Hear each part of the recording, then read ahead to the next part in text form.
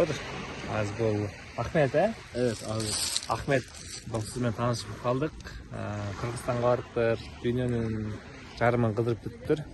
Az bu jakta tanışıp kaldık. Ahmet, Kırgızstan qanday eken? Kırgızistan çok güzel. İnsanları çok iyi. Çok iyi mi? Evet. Kırgızstan'ın kaçıncı jagında boldunuz? 4 gün orada kaldım. Ha? Otostop yaptım, gezdim. Ha. Otostop. Kırgızstan'ın neresinde boluyorsunuz? Islık Gölü. Üsköl'de. Bişkek. Şey, Sonra Uzkent. Özgön'de. Evet. Aa, Özgön'de. Çok güzel. Güzel. Gezdim ben. Bir daha geleceğim. Ben. Dağ orası. Evet. Çok güzel. Şunday. Son Türk tonları var eken. Bu işte dağ orası. Dağı Bişkek'e barganda maga жазыңыз, men sizди сыйлайм. Tamamdır. İnşallah. Tamam da? Evet. Öküz, çoğu çay içeyiz, tamak çeyiz. Evet. Evet mi? Evet. Evet. 5 parmak yeriz. 5 parmak yeriz.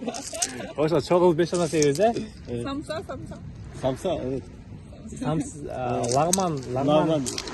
Uygur çorbası. Uygurlar şorbozu mu? Bizde Uygur şorbozun lağman deydi. Evet, lağman. Çok sevdim. Çok güzel. sevdin mi? Çok güzel. Yahşi. En son. Sol, Ahmet'ten Antalya'dan Ahmet'e göze salam.